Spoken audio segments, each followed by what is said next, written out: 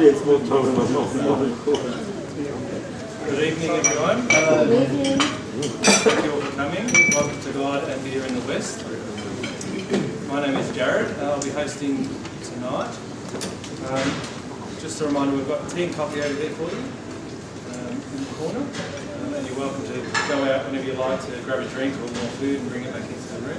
You're more than welcome.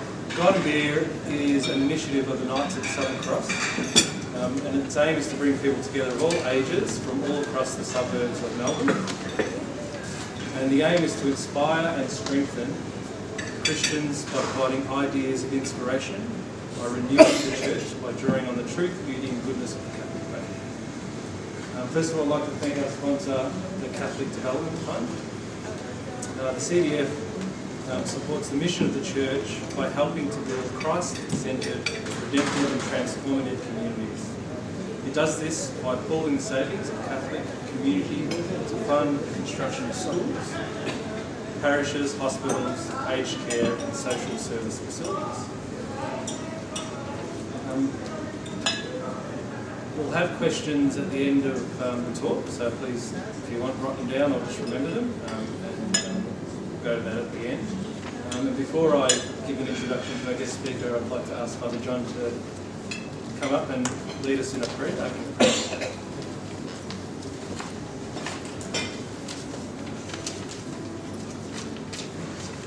So, let us pray in the name of the Father, of the Son, of the Holy Spirit. Amen. Loving God, we thank you for everyone who has come to this gathering this evening. Thank you that you know each one of us by name. Thank you for your presence with us this evening. We pray that you give John Hendry great inspiration as he shares with us what you have placed in his heart. We pray that you, Lord, would fill him with courage and give him your peace. And we ask this through Christ our Lord. Amen.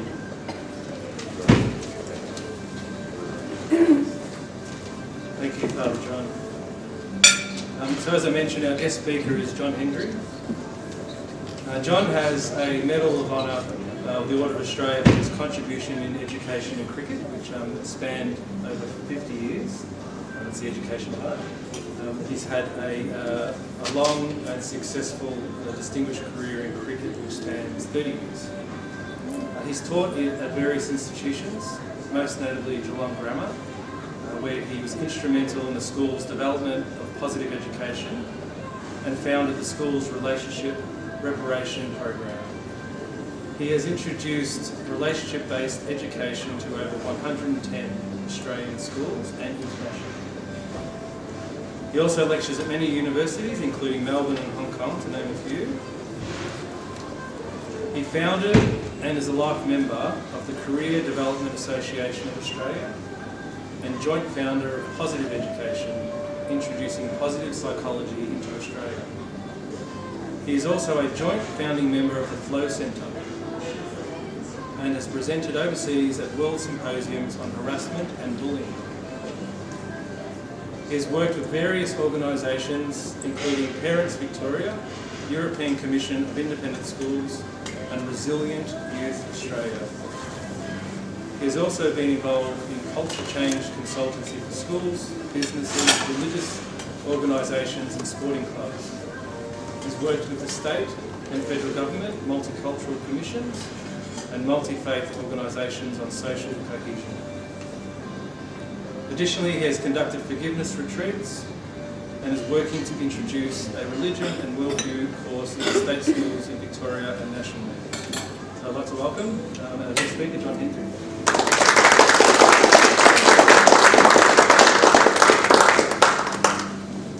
Thank you. Can you hear me? Yeah, it'll be turned off within the next 5 minutes. Right. Thank you. Thank you. Look, it's an honour to be here, and I thank Peter for being brave enough to ask me, and then me to be silly enough to accept it. I'm an Anglican. I was raised in Echuca, and I tell stories. So I want to give you a little bit of background about myself, then I want to launch into what I think is particularly important. I'm a Christian. I believe in God. I think we're lucky if we do. All the research tells us that we who have faith lead a better life. We make greater contributions. There's no question of that. No question. I was raised in Echuca. My father was a draftsman, and during the war he designed aircraft at Fisherman's Bend in Melbourne. And then the government decided that they would relocate things so that if we were invaded, they couldn't all get one thing at a time. So a munitions factory was opened in Bendigo, and he went there as a 20-year-old to be in charge of the drawing office, whatever that meant. And they were designing barrels for battleships and so on. And he met my mother there. She was 11 years older than he. She was from a property, and her parents had moved into Bendigo and taken her there. They were married in Bendigo, moved to Echuca where a ball bearing factory was opened, and I was born in Echuca. I have a twin brother, so he's my age, and he lives in Bacchus Marsh. He was wise. He retired at the age of 53, and he was an engineer. I didn't want to be an engineer. My father, in the end, became a production engineer.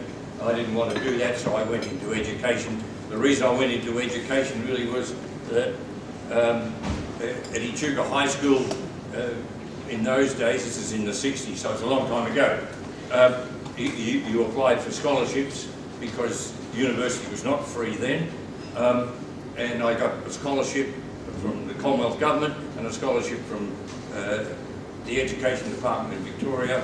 I took the latter because it paid more.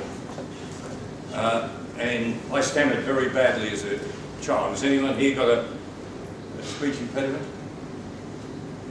You're incredibly lucky. Every word that I've said I've practiced 1,000 times, and I will stammer tonight, so just be kind to me. When I started teaching, my last year of my university course, I had to pass an allocution test. There was absolutely no way I could have passed that test.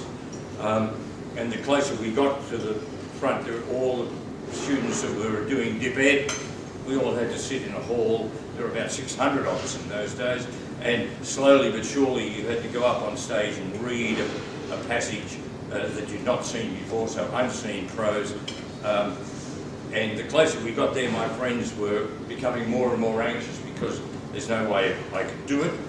I walked to the lectern as I am tonight. I looked at it and I sang it in plain song. So I just sang it on one note. When you sing, you don't stammer.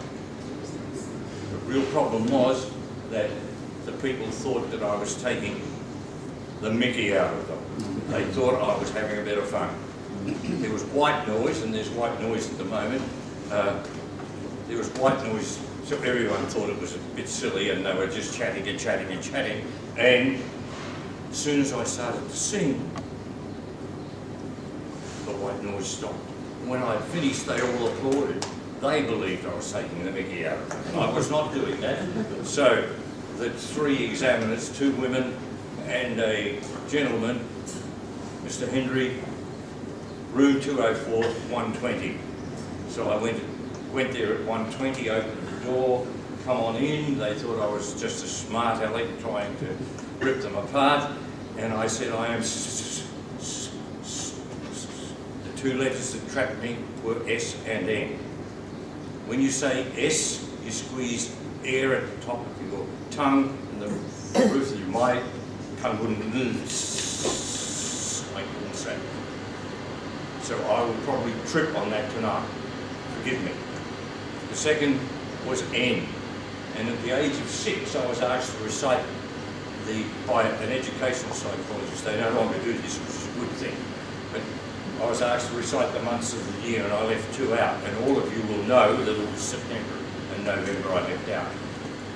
This leads me into what I'm going to talk about tonight.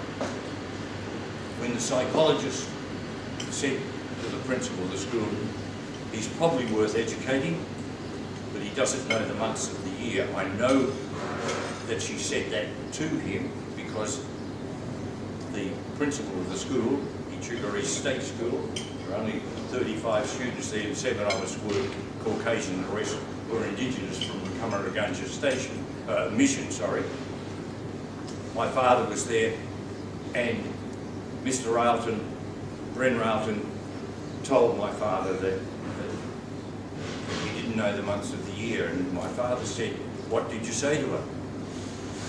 And he said, "Oh, he would have left out November or September." Now, why was that the case? Life is nothing else but relationships. We're in a relationship now. If this is a quality relationship, you'll listen to me. If it's a quality relationship you have with Father John, you will listen to the prayer. If it's not, you won't. It's that simple. Life is built on relationships. Everyone here has a matrix of relationships. You're now in mine. You stay forever. Relationships don't go away. They change in nature and they change slightly, but they don't go away. So I've looked really closely. When I was learning to speak, I had to travel by train from Echuca to Melbourne 20 times a year from the age of 6 to 13.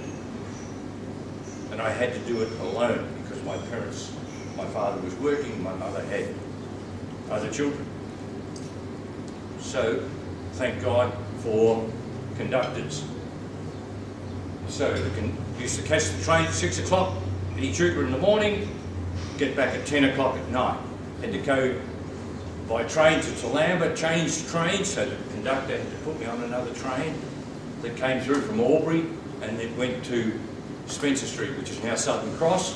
Then the conductor took me from there across to a tram, gave me to the conductor there, who went up Collins Street past the Federal Hotel. None of you will remember that. The Federal hat was green, I can remember that as a kid. And then that conductor put me on another tram and I went up to Melbourne University to the Kathleen Syme School, which is now a library, and I had a speech therapist. She was very old. She would have been 30. I was 6 years old. And she taught me 2 things. She taught me to meditate and to sing. I won't sing for you tonight, but I would ask you, how many of you people meditate regularly? Put your hands up. 1, 2, 3, 4, 5, 6, 7. How many of you pray? Put your hands up. You all meditate. This is really, really important stuff. So what is the concept of meditation? It is to focus your attention. That's all it is. It's to focus your attention. If you can pay attention, you can deal with an issue. If you pay attention, you can learn. This is really critical stuff. We don't do enough of it. When I started teaching, I was, by the way, just to continue that little tale about me and stammering, after I tried to apologise for not doing the right thing, and they were all embarrassed then the best question asked of me is, how can you teach? I had completed teaching rounds and got really high grades for them. So I couldn't do a lot of damage. I was sent to Donald High School. Donald High School was in the Mallee. There were 9 members of staff. When I went to teach from Donald High School, I went to Melbourne High School. I had more in my faculty than was the total staff at Donald High School. Then I went from there to Mordialloc Chelsea High School to Monash University, and then seduced to go to Geelong Grammar School to change the culture. Went for 5 years and stayed for 36. It's a long time. That's where I met Peter, wonderful man. Our lives are built around relationships. So I want to go through and look at what is a quality relationship and how does it apply? How does it apply to you as Christians? It's really, really important that we think about this and that we live it. So I looked at all things that allowed people to actually perform at their best, to really make a contribution. So what allows Father John to make the contribution he does? You do. It's the relationship that is formed. So I wanted to know what allowed someone to perform at their best. And we talked about basketball. What allows you to be at your best? What allows you to be at your best in a real estate sense? What allows everyone, irrespective of what they're doing, to be at their best? What predicts it? They have to have a sense of worth. Where does it come from? It's all relational. To learn, it's a personal relationship, circumstance. If you teach, and I did for over 50 years and continue to do it, if I don't have a relationship with you, you will not pay attention and you will not learn. I'm wasting my time. And you're wasting yours. So when there's a sermon, if you're not paying attention, all the work that's gone into it will never get to you. And that's a shame. It's a tragedy. What obligations do you have in a relationship? So I looked at all the relationship studies that have ever been done, and I mean all of them. I looked to see what sort of research has been done. And about 95% of the research that's been done is pretty superficial. It's not that good. But 5% is pretty good. And the best research that I could find was from Tim Cameron at Michigan University. And he was looking at what is really important in a relationship. There are 5 elements to a quality relationship, and I'll put some handouts on your table. The 5 relationships, and I would like you, if you could think, please, think about your closest relationship, your most intimate relationship. And this applies to the children in particular. Think about your most, I've been married for just under 50 years. I love my wife dearly. I trust her judgment and on everything. Does she get it right all the time? No. Do I get it right all the time? Of course, she's the luckiest person in the world. I've ever made a mistake. It's absolute nonsense. We all make mistakes. I trust her. So what does trust mean in your most intimate relationship? The best definition I've had of trust, came from a 6-year-old at St Peter's College in Adelaide. And the little fellow was sitting at the front waving his hand in the end. I thought, oh, what is it? He said, you feel safe. It's unbelievably important. And this is neurologically critically important. As soon as you are safe, the reptilian brain, your brain stems, lets you go. That lets emotion come in and allows you to think. Up until then, when people are frightened, the reptilian brain takes over and you either fight, flight, or you freeze. You don't think. As soon as you get really angry, the same thing happens. This is really important stuff. I cut someone off in the traffic tonight. I didn't mean to. I made an error.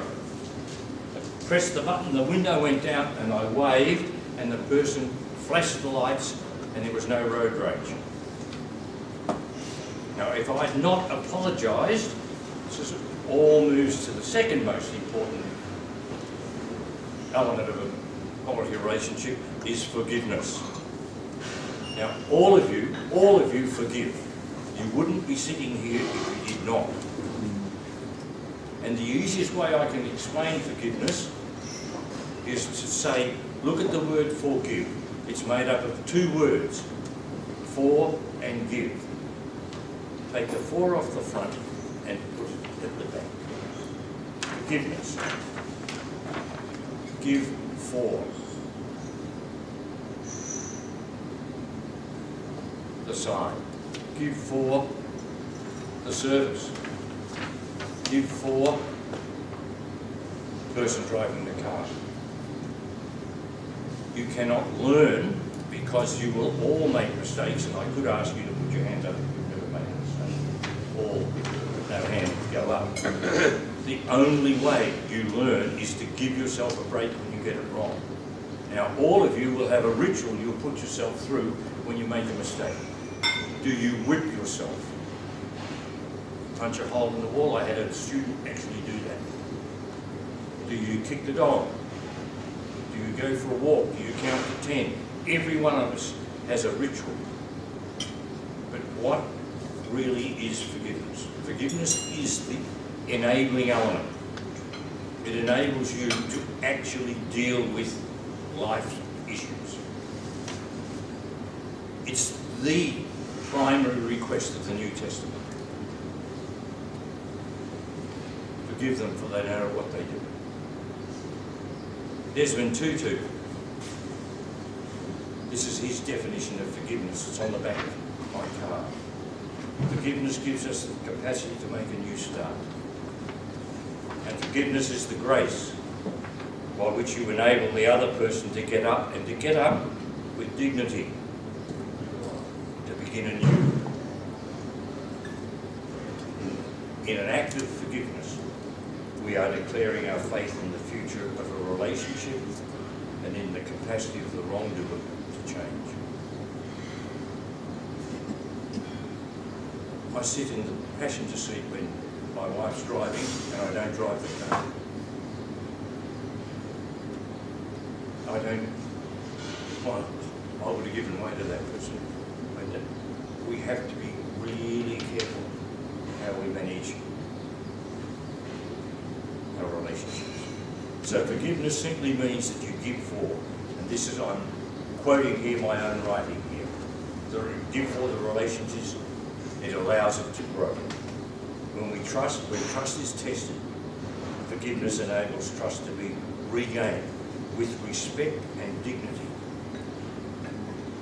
It re-establishes trust when it is threatened. Giving for others and ourselves enables growth. Please give yourself a break when you make a mistake. I found I had to learn that because it drove me mad not being able to say sorry. And the more it made me anxious, the less I was able to do it. That's what forgiveness enables. It opens opportunity. It's unbelievably important. The third element is integrity. And integrity is the intention to do the right thing. Intentionality is really every time Father John produces a sermon, his intention is honourable. Every time I taught a lesson, every student I taught understood that I really worked hard to make certain it was the best I could do. I had Jared in my boarding house. Every kid in my boarding house knew that I would really want the best for them and that I would do my utmost to make certain that that occurred. So the intention to do the right thing is what integrity is really about. And I base it on two philosophical underpinnings. The first one is the Hippocratic Oath. So I ask you, would you put your hand up if you have a license to harm anyone? That's the clear message. That's the clear message that came from Christ. You think of all the stories that are told, accurately or not so accurately, in the New Testament about his preaching. These are really important stuff. So first, do no harm. The second is the golden rule. Treat others as you would want to be treated. Now, how do I know about forgiveness? I want to tell you a little bit about my life so that you understand why I'm doing this sort of thing at the age that my wife tells me I shouldn't be doing. I was precociously able, I was this size when I was 13, so I was going to be the next ruckman for Carlton, and I'd been signed by Carlton. At 17, Carlton came up and played the Bendigo League, and I played in the Bendigo League as a 17-year-old, and they'd signed me up, and I was going to go to university, high school, and by then I'd played 2 seasons of cricket with the Carlton first 11, and used to, it's silly, but they paid a taxi for me to go to Melbourne. So, like just nonsense. Really, I think back on this is mad. And in a small country town, every newspaper item was about how good you were and you you're marvellous. And when you're an adolescent, you do think you're pretty good anyway. On my 17th birthday, Carlton come up to play the Bendigo League in Echuca. And I delivered papers in the morning, got a bit of pocket money, and then rode my bike down. And there were more people watching the ground and watching the game that lived in the town. They'd come from everywhere. And I'd done, the game was going pretty well, and I was doing quite well. And at 3/4 time in those days, the crowd used to come onto the field. They'd put a tarpaulin down, and if you'd been belted in the head, you sniffed a bit of salt, so you got back online, and so forth. It was rather amusing. And my younger brother, Donald, who was 12 and a half, he was in the crowd, and I was a superstar, so I didn't want to see him, but he came across and he said, "John, you're doing really well." That's the last time I saw him alive. He was riding his bike home, and he was hit by a truck and died that night. We were sitting at our little kitchen table with our birthday cake with 17 candles on it, waiting for Donald to get home. He didn't come home. The next door neighbour knocked on the door. I went to in a small country town, when someone knocks on the door after 6 o'clock, there's been some problem. I went to the door. Mrs. Stack, our next door neighbour, lovely person, she said, "Is Don home?" And my mother yelled out, "No, why? What? What's wrong?" "There's been an accident on the highway." And Don had been at a scout little get-together. He was riding his bike along. He was hit by in those days, it was a big 4-wheel drive truck. We got in our little 1952 Consul and drove up there. My father wisely stopped about 200 yards in those days from where the accident was. And there was an ambulance and a police car, and I got out and ran. And I had held the record for 100 yards for quite a while in northern Victoria. So I was pretty quick, and about 40 yards from where the accident scene was, I tripped over his bike. That particular night, my parents had to switch off the life support. The next morning, this is a small country town. So Sunday morning, family had come from all over Victoria and so forth. There were sponge cakes everywhere, and everyone was pretty quiet. They were all in the kitchen, a very small home, wouldn't have been anywhere near as big as this room.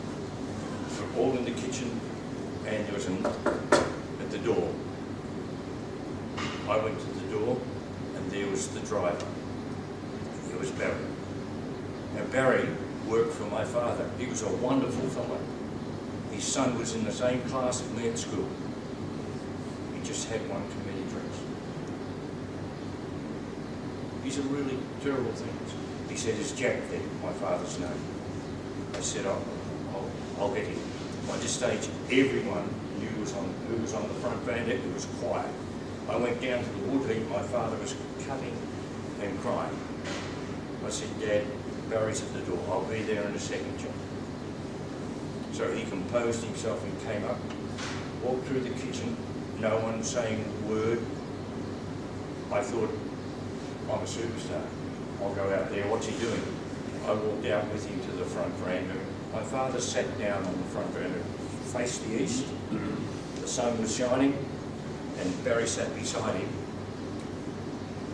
And my father said, how are you, Barry? I'm not very well, Jack. How are you? No, life's difficult. I remember exactly the conversation. Then my father said to him, Barry, I forgive you. You look after your family. And they walked to the car. His wife got out in it's a small country town, you know people. She got out, she was crying, she hugged my father, he was crying. As we walked back in, I said, Dad, what are you doing? He said, Don is not coming back, John. If I don't forgive him, I will not be able to be a good father for you or a husband for you. We have to move on. Forgiveness will allow us to move on. We won't be held here.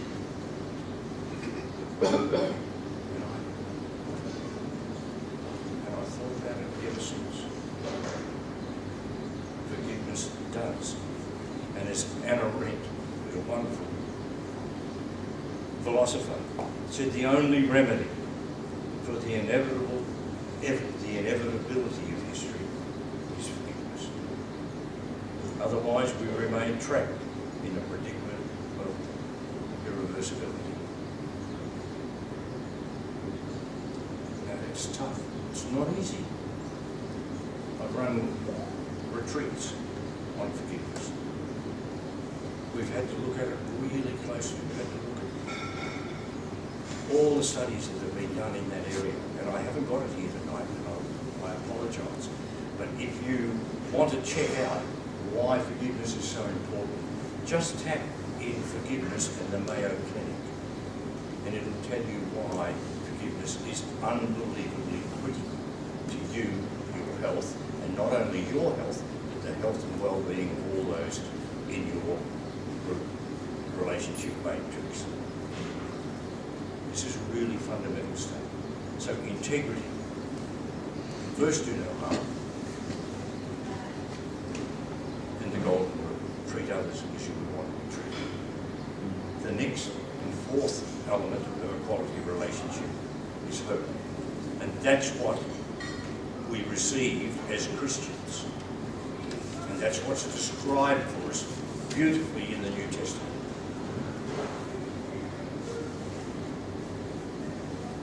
It's magic. You look at all the studies that have been done on hope.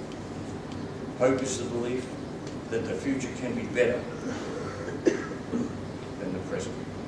Hope is the promise to actively give, to contribute, to care for each other, and to strengthen the relationships.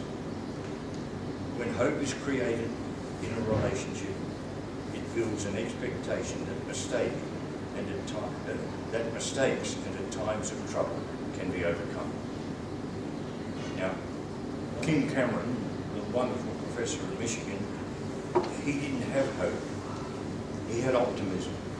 And I wasn't happy with optimism, and I couldn't work out why. And I was invited, as an Anglican, I was invited to a Jewish dinner in Melbourne where they had invited Rabbi Jonathan Sachs, who was the leading Jewish rabbi in the Commonwealth. A beautiful man. If you want to find anything about forgiveness, just type in Jonathan Sachs and forgiveness. Rabbi Jonathan Sachs and forgiveness. And you can look at a 3-minute video or a 50-minute video talking about forgiveness. He taught philosophy at Cambridge, and he's now deceased.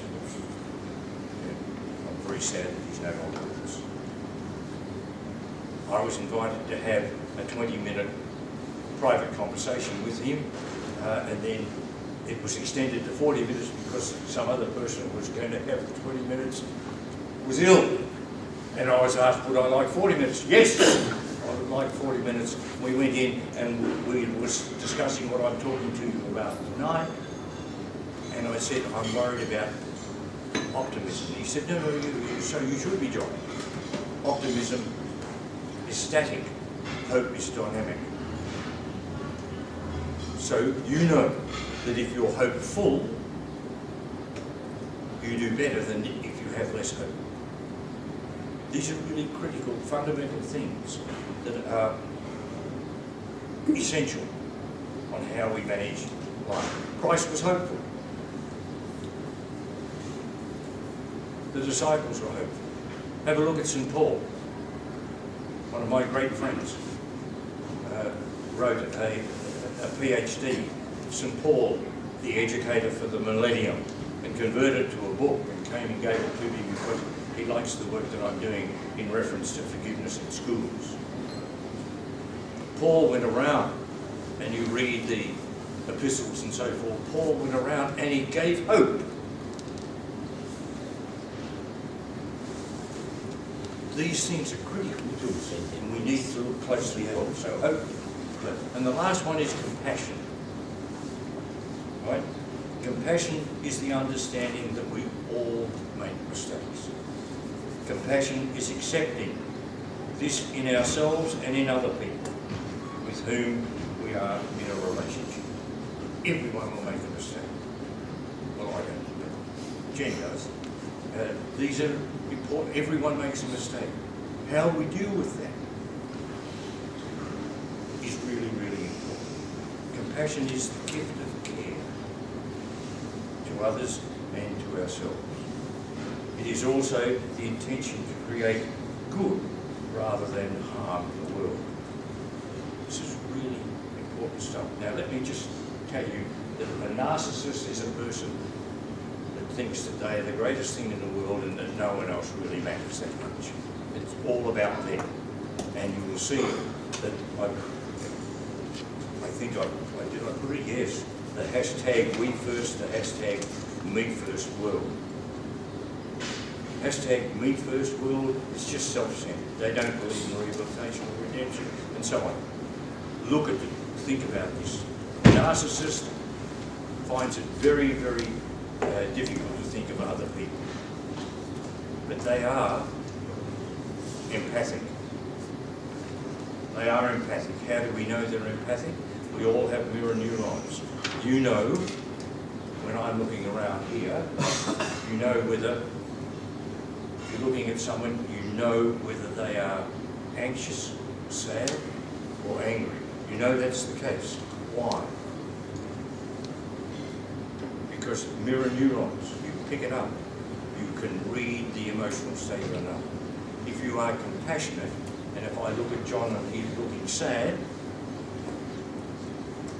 and I'm compassionate, I would pick up that he's sad and I would say, are you okay? That's where are you okay comes from. Are you okay? And then by doing so, I care, I show care. Whereas if I'm a narcissist, I look at, well, it's his business, not mine. So this is the really important thing. So the 5 elements are trust, forgiveness, integrity, hope, and compassion. Absolutely critical to you understanding what the Christian faith is about. It's about care. It's about what Bishop Tutu wrote about. It's about giving yourself a break, forgiving yourself when we get it wrong. To err is to be human. These are critical things. So I wanted to make certain that every person I dealt with, whether they were colleagues, whether they were students I was teaching, whether they were athletes I was coaching, whether they were my neighbour, whether they, and by the way, everyone on the road, everyone in here, everyone next door are your neighbours by law. It's the law of tort. You have no right to harm them. We've had some terrible accidents with trucks driving into schools and things along those lines. we have to protect. You can't walk down a footpath and just shout for someone. We have rules of conduct. All these are built around, we live in a Christian society where we need to care for others. This was when I've run retreats on forgiveness, and I've done it in major schools, and Xavier and so forth, and with religious faith. If we look at the Old Testament, it was a pretty rough world. There were lots of destruction. So if I said to you at this stage, just look at the Old Testament, it's what's going on in the Middle East, and see, this is terrible stuff. How do we deal with it? I want you to be God just for a moment. I know probably at times you think you are, but I want you to think, how are you going to deal with this? How do we stop this? So I set this as a work unit. Come up with something that might be worthwhile. How can we actually change a culture? So I was employed at Geelong Grammar School to change the culture of the school. It was a punitive culture.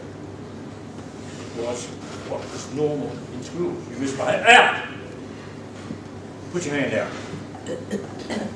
Up until 1987, and I've been teaching there not quite 20 years, up until 1987, I could have literally, physically harmed anyone who misbehaved in my class or in the school. I was licensed to do it. Corporal punishment was possible. What? I had no right to do that. Hang on a minute, I was an adult. They were just kids. Right. All of a sudden, you couldn't do it anymore. So what are we going to do about it? So we, instead of physical punishment, was excluded. So we had to change that. So I had to go to a military institution, as schools were, and change it all. So it took some time because no one wanted to change. Certainly the teachers didn't want to change. Parents were not that concerned about it being changed. Oh, you've got it wrong, just be clipped behind the ears, give me some detention, whatever it might be. Can't do that. It's immoral to do that.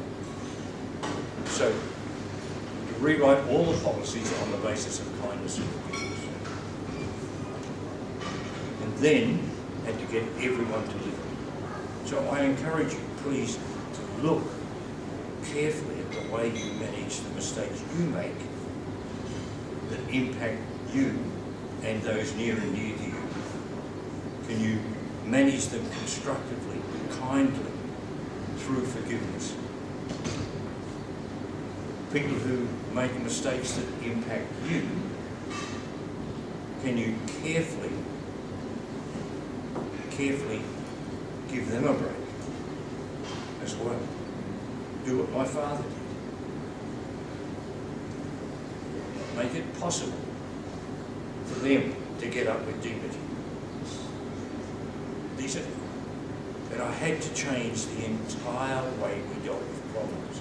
And that's why I've given you the relationship-based thing, and it's on the table, and some of you can take it away.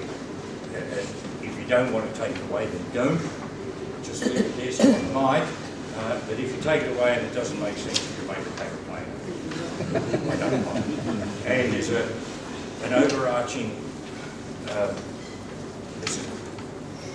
this is relationship reparation. And I want to read this to you because I want to make certain that you understand where I'm coming from. So, relationship-based education, this is relationship reparation. When they make a mistake and you're in a relationship, please understand that you have to work with people, not doing things to them. You must empower them, not have power over them. Power with rather than power over. These are critical, philosophical and religious and certainly Christian underpinnings.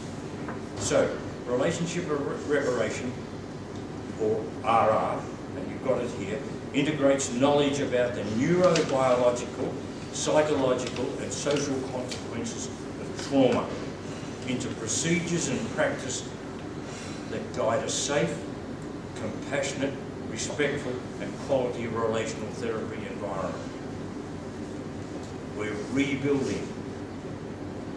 We're making it possible for us to all live with dignity and to live together, not apart. This is really important. Most importantly, relationship reparation recognises that punishment or adversarial interventions, especially those mandated, can be disempowering and oppressive. This can add to the trauma and harm associated with relational dislocation. Now, when relationships break up, it's a difficult time. We do not teach children or adults how to form quality relationships. On what basis should you form a relationship? Can I go back to the cross and say, this was the request? Please form a relationship on the basis of contribution, of enabling. Don't form a relationship on what you can get out of it. Don't be transactional. Add value, don't take value from a relationship. A person who forms a transactional relationship, what they do is that they're seeking benefit from it. Now, we will get benefit from any relationship we form. But if we form it on the basis of just seeking benefit, as soon as the benefit is diminished, we're out of the relationship. Damn it, why should I stay? Now, none of you here who have children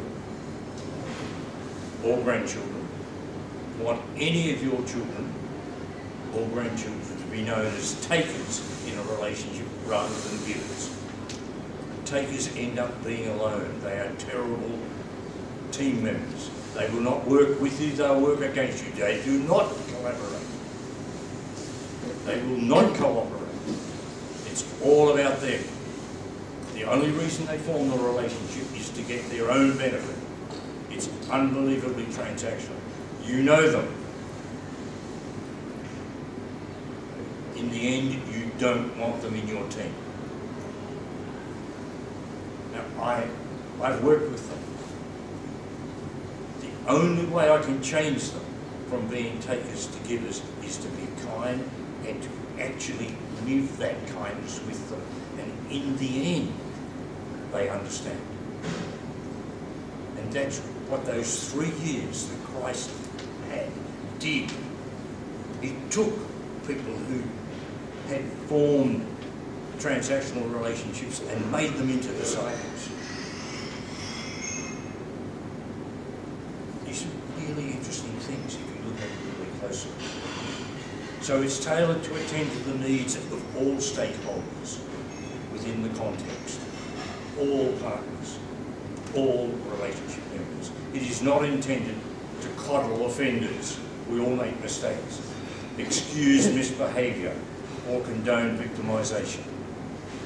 It is a way of conceptualising and responding to problematic behaviour through the actual relationship lens, care. It delivers a psycho-educational focus which is helpful to all stakeholders. Sit up straight. I don't want that again. How many? It's unhelpful and it creates trauma. You don't know what creates trauma for various people. You don't have to go to war to suffer from PTSD. These are really interesting things, and The Body Keeps Score, a wonderful book written by Bess and Vanderkolk looking at trauma. is a really important thing. Right, so neurobiologically, psychologically, social and cognitive development is impaired by trauma. You have no one put the hand up about having a license to harm. So this is why I've really looked closely at how can we repair. Relationship reparation also recognises the positive health impact of relationship repair. Go to the Mayo Clinic and look at it. The education outcomes enable all to recognise the interpersonal neurobiological responsibilities and obligations possessed relationships. I have 3 daughters, 6 grandchildren. I love them dearly. It doesn't mean that we don't have different thoughts, different ideas. I respect them. I listen carefully, actively listen. I don't jump in too early. I try not to be judgmental. I try to have an open heart as well as an open mind. I'm prejudiced. I'm not at all. We have discrimination. This morning I was working with multi-faith, multi-cultural people who are endeavouring to introduce into state schools and faith-based schools the whole concept of multi-faith so that we understand not only what we believe as Christians, but what Muslims believe. That we respect and attempt not to be intolerant. These are really important things, and the studies that have been done on it, this is fundamental to us getting rid of racial discrimination, getting rid of colour, sexuality, gender, all the discriminations that we are challenged with moment to moment. So it recognises the positive health impacts, the interpersonal neurobiological responsibilities and obligations we have. You've been marvellous. You've been unbelievably kind to me tonight. You've listened. These are really important things.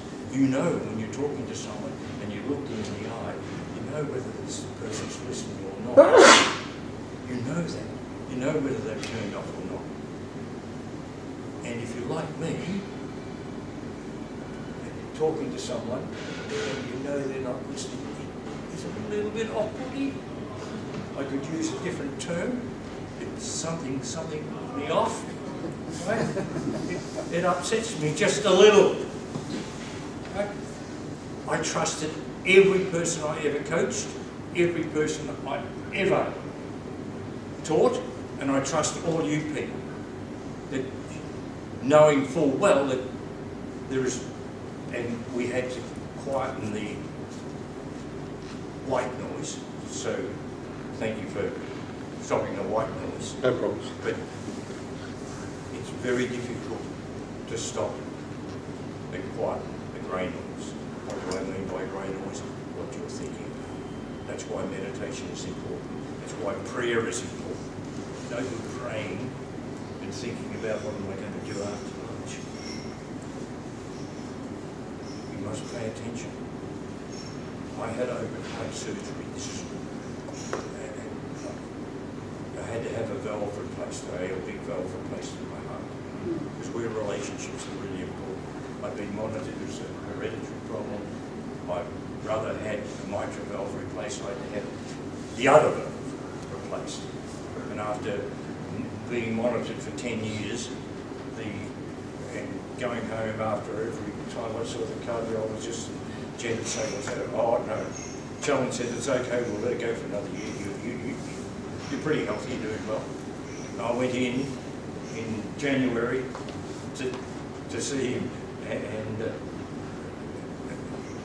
he said, look, you're 75.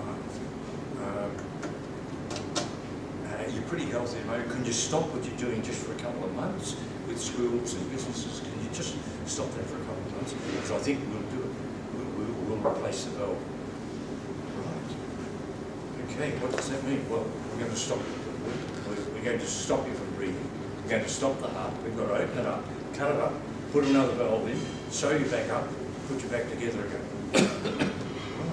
Okay, I went home after 10 years, went in, and Jen said, so what did Challen say? I said, it's going to happen next week. What? Oh, everyone's, oh. So I was sent off to a surgeon. So, and this is in Geelong, so I went to the Geelong Heart Centre, and at 8:30 in the morning, mask time, and I'm sitting there quietly, and I'm filling out a form. The receptionist was lovely and said, good morning, John, here are my details and so forth, and I'm signing a form which said that if I died, it wasn't his fault. All right? So I signed the form, and in came, and I was the only one in the waiting room, in came this fellow with a mask on, said good morning to the receptionist and went down to his rooms, and I thought, oh, probably the surgeon. So I'm signing the form, and you know when someone comes and stands beside you and you have a look and you can feel them, and he said, how are you, Hendo? And he was a boy that I taught in 1993, was the surgeon. Relationships matter. We had a long conversation. Many people in the waiting room when I came out, we laughed and joked. I loved him.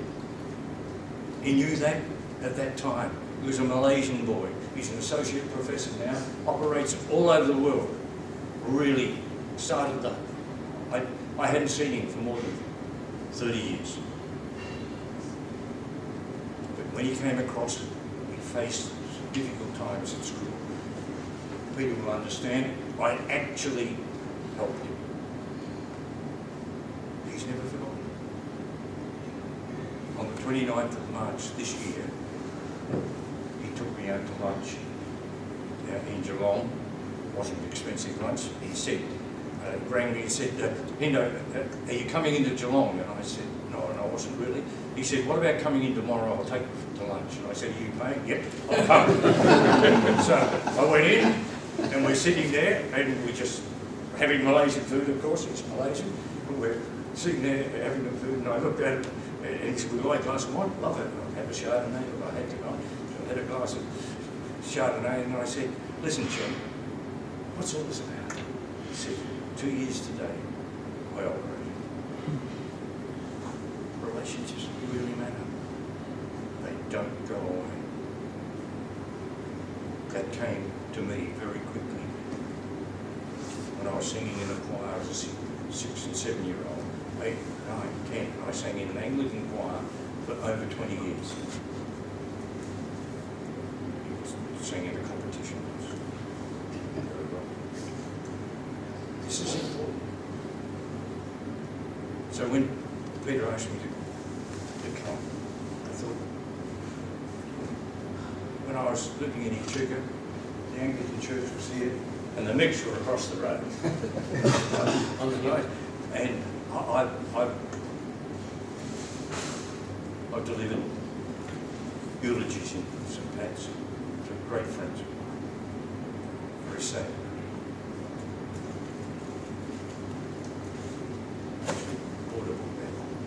Eulogies just to look closely at what are they.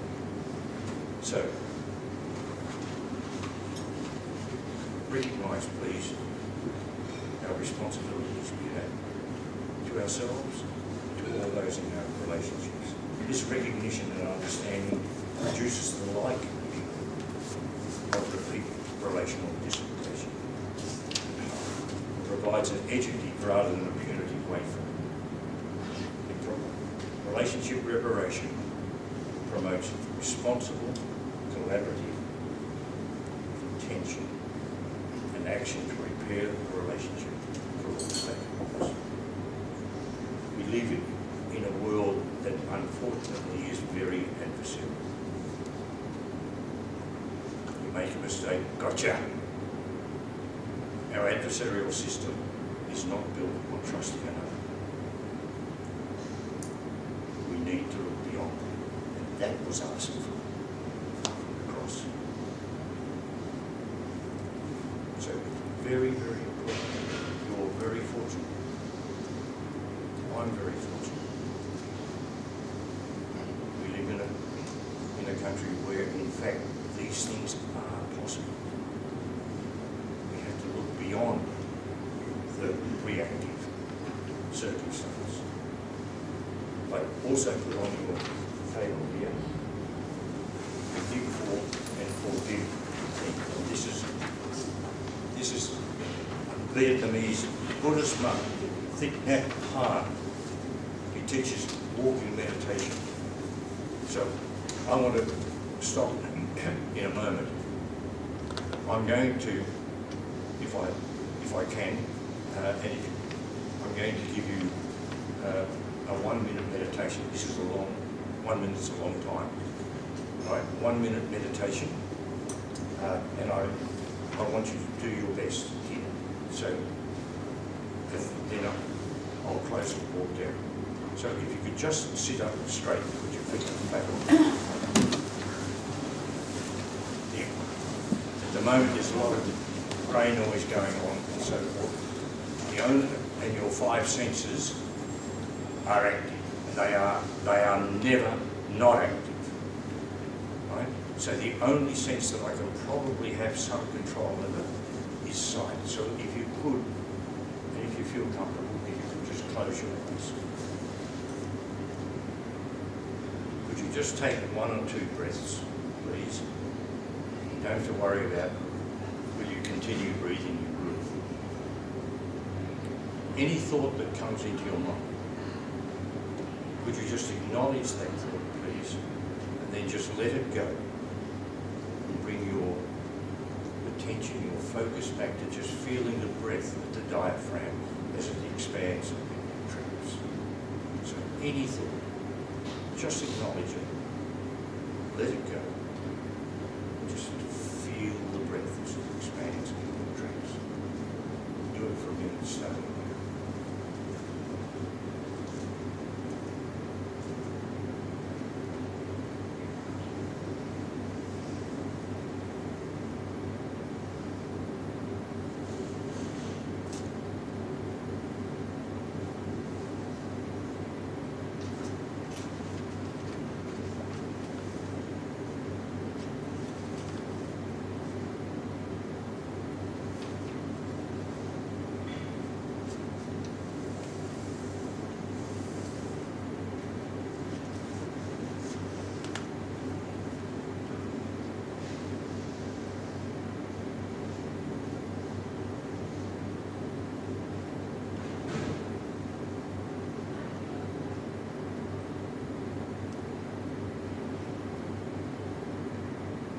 Thank you. You're right. Forgive us our trespasses as we forgive those who trespass against us. Thank you very, very much for being here.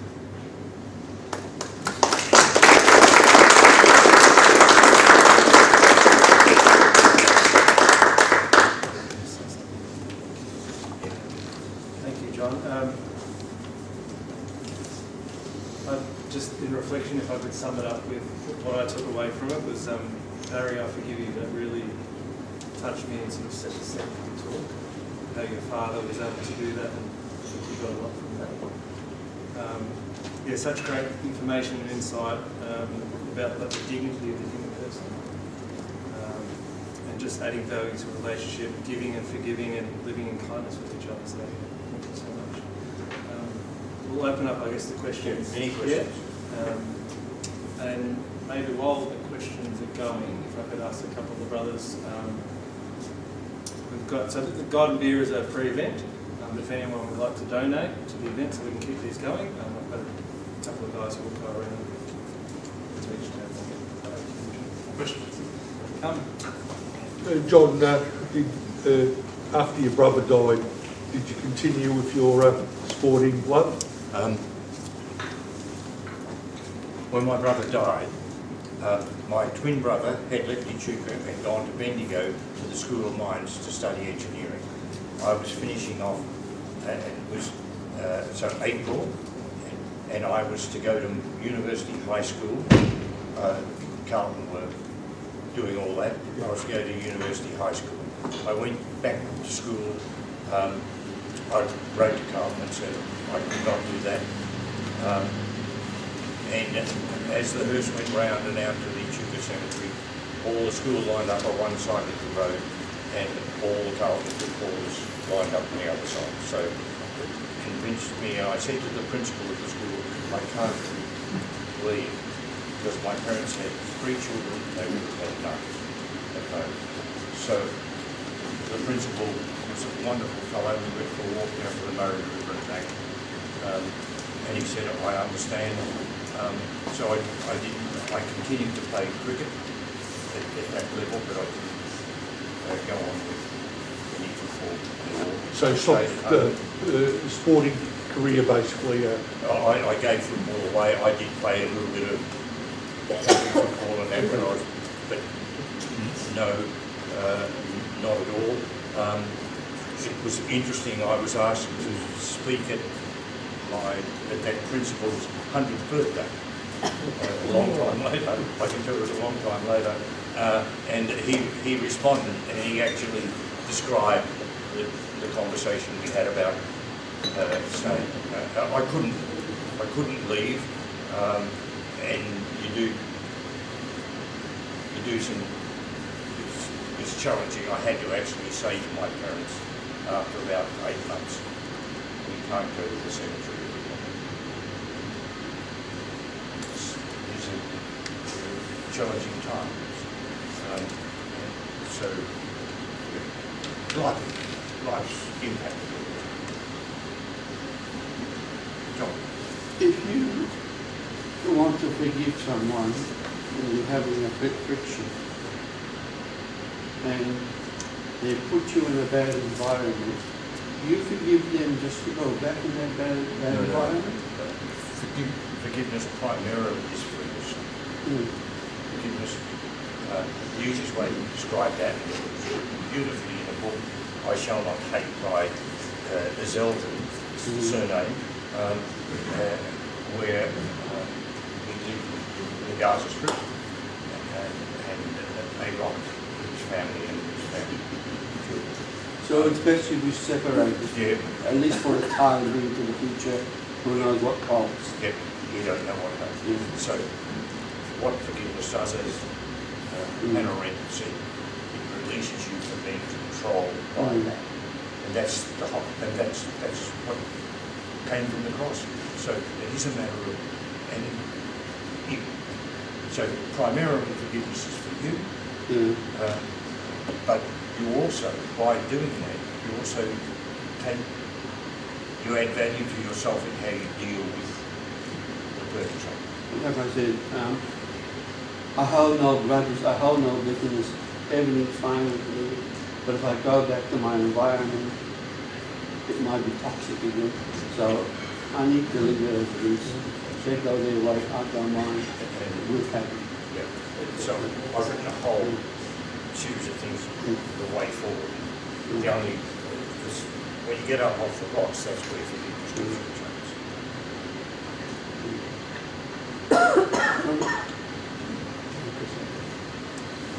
from. Another job. John, I'm curious, what do you think enabled your father and also Barry to do what they did in that moment? I feel like that's a 1 in 1,000 person who would have that wisdom and that kind of, I don't know what, grace to react the way your father did. Yeah, do you have any idea what enabled him to do it? He believed in God. It was real deep faith. A deep faith and a belief. The wonder of my father was that he always looked for good. He always looked for the positive side. I'll give you an example about when I was first selected to play for the Carlton First 11. We were playing, and I was 15, and Carlton were playing at the Brunswick Oval, so playing Fitzroy, and the opening bowler for Fitzroy was then Alan Thompson, Crobby Thompson, who was opening bowling for Australia at the time, and my father said to me on the Friday night, was we were sitting in the at our kitchen table with his three sons, mum and dads. He said, "So John, who are you playing tomorrow? Who's going to play tomorrow?" I said, "Oh, Fitzroy." Who plays for Fitzroy? Now I reckon he knew that he asked the question, and I said, "Oh, well, this is not right." And he said, "Who opens the bowling? You're opening batting." I said, "Yes." "Who opens the bowling?" And I said, "Oh, Bobby Thompson goes for Australia. I'm playing against him." And he said, "No, you're not, John. You're not playing against him. This is a game. You're playing with him. And he'll do his best, and you'll do your best. And with a bit of luck, you'll do well, and you might make some. And I've never forgotten. Life is about doing your best. And not, my closest friends that the lifelong friends since that time, were people who played games in other sides against the sides I played in. And, you know, it's fascinating to talk to them about just that. I'll finish with one story about how relationships never go away. My last year in Chuka High School, I was the head prefect, head boy prefect. There was a head girl prefect, and her name was Robin Lyle. And Robin went to Melbourne University. Well, she went to be a physiotherapist at Lincoln Institute, which was in sponsorship then, no longer exists. And I went to Melbourne University to do commerce and education, and we knew no one. And I'd been in Melbourne for about 6 weeks or something, and there was a telephone call, and it was Robin, and she said, "Will you do me a favour?" "What's that?" "What's that?" And she said, "There's the physiotherapist ball next Friday. Will you come with me? I don't know anyone else." "Oh, all right. I'd like to deal it." "Yeah, of course I will." So I went.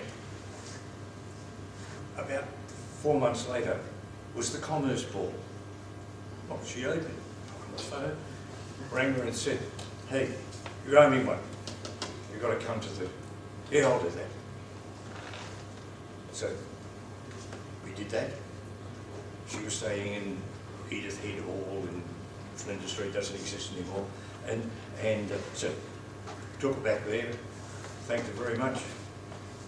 That was that.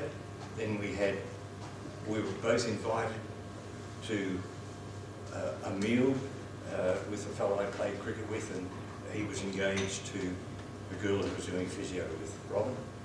So we went for a meal at their place, and that was the last time I saw her. I was invited to, my wife was in Western Australia, her sister had had a stroke and she was over there helping, and I had a telephone call from the fellow, the lifelong friend that I played cricket with, and he said, "Come on, you silly old cricket, come down here, you're batching, you're probably starving, come down and we'll cook you up a meal." So I went there, and his wife had done physio with Robin. So we're having a meal, and I thought, "Oh, right, Judy, do you ever hear from Robin? How do you know Robin?" And I said, "She was head prefect." "Oh, right. Oh, no. Oh, I saw her 4 years ago at our 50-year reunion, but no." And then while we're having a meal, I saw her on the phone, and then at the end of the meal, she said to me, "There's her email address," and she got it off someone else. So I just wrote it in my diary, and home I went. A fortnight later, I was just going through, checking out whether I'd covered everything, and there's, oh, right. So I sent an email. "Hi, Robin. I hope life's been kind to you. It's been a long time. Love to meet up for a cup of coffee. Where do you live?" Immediately came back. What a surprise. Love to have a cup of coffee. Right? But at the moment, it's not a good time. And the reason it wasn't was her husband was dying from cancer. And she lived in Yakandanda anyway. It's a long way away. Right? So, about a month later, she let me know that her husband had died. She sold up there and moved back to Melbourne, and it would have been probably 8 months later, I had a telephone call. "Hi John, are you in Melbourne at all?" And I said, "I am." And she said, I'm staying with some friends in Brunswick. Love to have that coffee."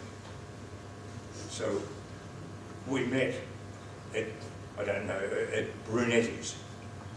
And I was sitting, I got there early, and I had books, and I'm forever going through and analysing things, and so I was doing that, and we're going to have it at 9:30, coffee.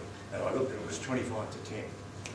I remembered she's never late. I look up, and there's this woman standing at the door, looking around, and I thought, got it, and I went like that, and and she came over, gave her a hug, and she said, "Your hair's changed." So was yours. Relationship never, ever go away. And she's come down and stayed with us. It's been wonderful. So I just encourage you, think about the quality of relations. Think about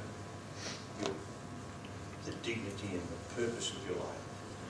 Viktor Frankl's Man's Search for Meaning is really, really wonderful. Any other questions? I'll run for cover. I wasn't going to say anything, but I've got to say something. So, I first met at Geelong Grammar School when my foster son was there as a boarder. And many of you know about my foster son. He came from a very traumatised past, so his first 10 years of life was pretty bad. He's turned out to be a great guy. He's still living with me. But my relationship and friendship with John has grown from there, because John was head of wellbeing at the time and was involved in helping Jared, my foster son, with his struggles in moving through the school. He got through and he succeeded, not all that well, but passed year 12 and so on, and went on and did a diploma in youth work. He's working in a factory now, so who knows where he's going, but it's been a very rich relationship, and because John has influenced me in my counselling business, dealing with relationship counselling. I use what John's been talking about tonight in all my relationship counselling, and it's just amazing, the impact that it can have if we take on board what John's been sharing tonight and live it. And it's based on our Christian values. We can't go far wrong. So, thanks very much, John. Great. Pleasure, Mike. Thank you all.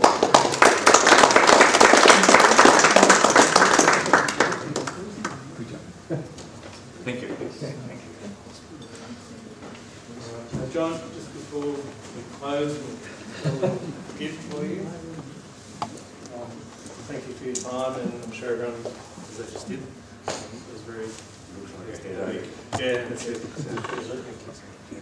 Thank you. Half of the nights.